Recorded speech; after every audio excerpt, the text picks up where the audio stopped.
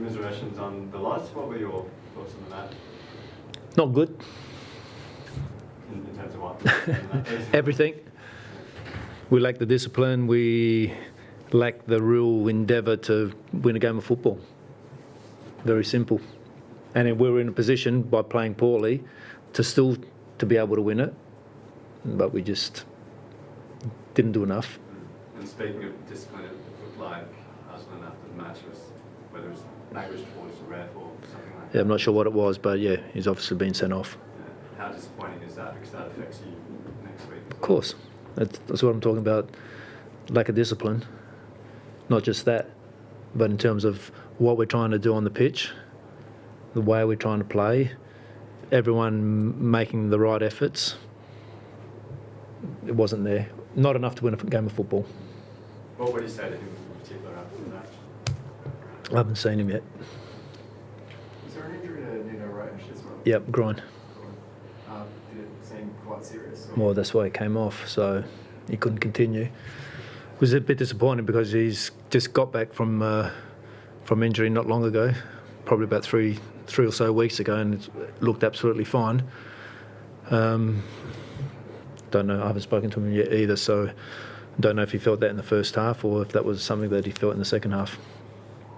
When you talk about discipline on not just the red card and that, but also you go 2-2 and concede seconds later, is that disappointing? Yeah, correct. Can't go 2-1 up and then in, what was that, less than a minute? That's unacceptable. You can't win games of football like that. And through our own mistakes. Not that they carved us up. Okay, the last goal, forget about that because we're pushing numbers forward. We've gone to a back three and trying to get a goal back. So, but up to that point, not enough to win a football game. Did you feel like you had enough chances to win the game as well? Well, I haven't looked at the stats, but I'd say we had a fair few clear-cut chances. I think we hit the post a couple of times. I don't know, I haven't seen the stats, so probably did. Where do you go from here, though, with the event next week? Back to Melbourne tomorrow morning. Of course, yeah. Have to rebound. Have to get back on the training pitch, back to doing the things that we have been doing until today. We're doing all that through the course of the week, and doing it well. We've trained well, and then put up a, I don't know, I'd call it an insipid performance. It's hard to take positives, but minutes into Jago and Lecky coming off the bench. Yeah. Yep, absolutely. So and also Andy starting tonight as well. So that's obviously a positive. So yeah. Just to that point, there's been a lot of inconsistency in the results, and some performances really haven't turned out as you desired. So getting a lot of those names, really experienced names, both in the A-League internationally, coming into that squad help people. Yeah, we need consistency, but we've given minutes to a lot of young kids as well, which is a good positive thing for the club. It is what it is. What can I say? Guys get injured.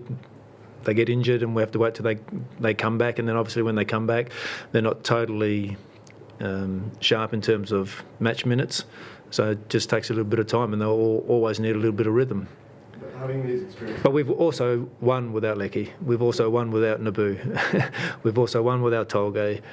We've also won without Nuno. But just saying that having a name like Jimmy Jago in the midfield, for example, yeah, getting a lot of stability there, right? So you're moving on the right way. Yeah, well, that's why we signed him after Hamza left. He's got a lot of experience. He's a winner. He's a good leader, and he's come from 0 degrees a couple of days ago, or the beginning of the week. I think he had 20-25 minutes or so, and showed what he can do. So he'll only get better with more minutes. Just with Tolgay, when he popped that big up to the head, yep, and then he went down maybe 10 or 15 minutes later. Was he okay physically? Were there any concussion concerns or anything like that? Not 100% sure. I think there could have been. So I think the doctor said he potentially may have been concussed. So he wanted to continue, but I don't know. It's a medical thing. I'm not a doctor. How does that work, him going back on the pitch when there's that doubt there? that you'll have to talk to the doctor. And in terms of the actual incident itself, where he caught that knock, what did you make of that? Oh, well, an elbow's an elbow, but he didn't use it as a weapon, but rather a tool, something like that anyway, according to the fourth official. So, What did you think, mate? well, you've seen red cards given for probably less of incidents than that. But look, they're in charge in the middle. And they get the beauty of being able to watch replays a couple of times. So he deemed that it wasn't reckless or wasn't dangerous, so that's what it was. And do you think that's why Tolgate expressed it? I have no idea. I have no idea. I'm not in his mind. It's emotional. Yeah? How would you feel if you got whacked in the nose? Pretty bad, you think? But you'd be happy with it. So, put yourself in his shoes. The glory penalty, a few players looked a bit decided how maybe thought it was a bit. I don't know.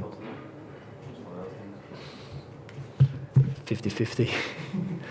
50-50. He's obviously given it, so they make more correct decisions than poor decisions. It was pretty sloppy, I thought, from Nuno.